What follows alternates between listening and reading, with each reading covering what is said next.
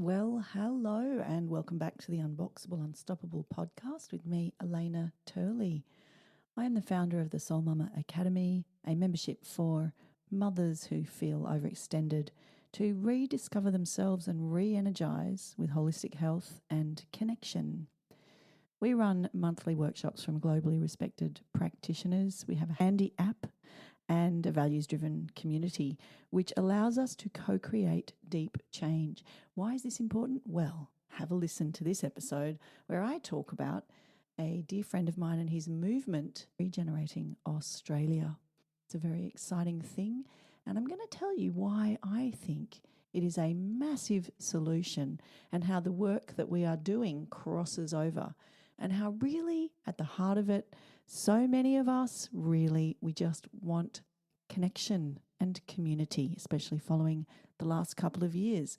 So stay tuned for episode 40 of the Unboxable podcast.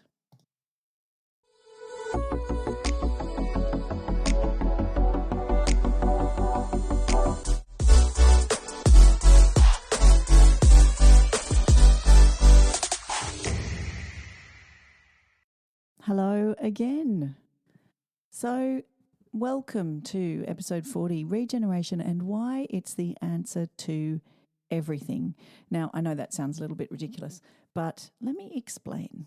My friend Damon Gameau, Damon is a really interesting guy. We've known each other a really long time. We first crossed paths in the film industry and just generally at parties around where we lived, and we had common friends who went to NIDA. He has an acting background, and he then went on to do incredible things. He won Tropfest and some funding to develop his filmmaking. We crossed paths again and did some personal development work, and it's really fascinating to watch the way that he has evolved his message over the years from being an actor, always a conscientious one, always one with a consciousness beyond the average person, I would say. But it's been fascinating to watch him go from that sugar film, which is an amazing film about sugar addiction, to 2040, The Regeneration, which is about how we could adopt technologies that we already have and practices that we already have. And if we do more of them, it will change the way that 2040 is for us on the planet. And that was a really great film. And now he has come out with Regenerators and the Regeneration, which is actually, you can find out more on regeneratingaustralia.com. And I would highly suggest you have a look at that. Now, I'm probably going to get Damon on this podcast, but what I wanted to do in the meantime was I wanted to explore a little bit about the way that our work crosses over. Here's how. Damon's preparation for the creation of his film 2030 is actually a really interesting story. He did a listening tour of people in all different walks of life, in all different places around Australia. And he said that one of the most common things that people yearn for following pandemic, following the last couple of years, is connection and community, particularly community. So I myself am a community builder. As you would know if you've been listening for a little while, I've built communities overseas and here, mostly of mothers and families, and I'm now building a community as my business, as a membership. The main reason that I work that way is that I really deeply believe that a lot of our problems can be solved when we come together, especially as women and mothers. And it's something we've kind of lost the art of a little bit. As time has gone on, as Western culture has evolved, we have managed to become a little bit generic in our culture. I mean, if you have a culture that keeps you grounded and keeps you connected, then that is a little bit different. There are plenty of people who actually are able to participate in their cultures in the 20th century and 21st century, and they do it successfully. And I applaud that. I think that's amazing. But there's also a lot of people who don't have that culture and who find themselves bringing up children in a bit of a void. We've lost our rites of passage around birth. We've lost a lot of the things that used to support us as women to grow into mothers and to grow into the bearers and the rearers of the next generation. Now, why is that a problem? Because then we find ourselves with through-the-roof statistics around postnatal depression and mental health, around trauma, around birth. The statistics are awful. I'm not very good at spouting statistics, but I tell you what, there's a number of organisations working in that area. Some that come to mind are Sane and Panda in Australia, and I know there's many more all around the world, and Beyond Blue. And if you have a look just at their websites, right on the face of it, you'll see there's a lot of statistics around particularly postnatal depression for mothers and fathers, must I say. And it's a really awful thing to think that there are so many people all around the world who are yearning for connection and community and finding themselves alone. So part of what I do and what I have chosen as my, or maybe it's chosen me, my life's work really is to bring people together, and to bring them together in a way that is conscious and deliberate and intentional, and particularly around raising children in a way that they feel safe, seen and heard, but also bringing in new practices around the way we care for the earth. And we cannot care for the earth if we cannot care for ourselves. I say quite often, and this is a phrase that I haven't heard anybody else to say, is that kindness for the planet starts with kindness for ourselves. And I believe that very deeply. And I know if you're listening to this, you probably believe it too.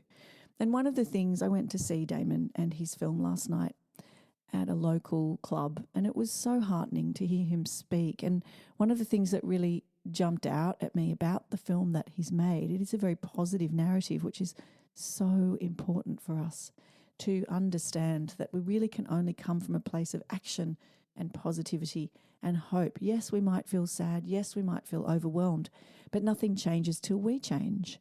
And that's really the intersection of our work, is that he works in a space of bringing information and new narratives to people about what we can do around climate change, around soil regeneration, around cultural regeneration. And a lot of this starts with really starting to listen and value and give sovereignty to our First Nations cultures all around the world. In Australia, it's Aboriginal cultures. And I think that's a huge key, because there's so much knowledge there on how to take care of the planet in a regenerative way. Now, when we say regenerative, what we're saying is that for almost every single metric that there is, we have gone past the limits, the tolerable limits that we can sustainably live on Earth with. The only one we've managed to rein back in is the ozone, because we got together, we made changes globally, and we've now brought the ozone back to a sustainable level of existence. So we can live with the level of ozone that we have now. The ozone layer is now at a sustainable level.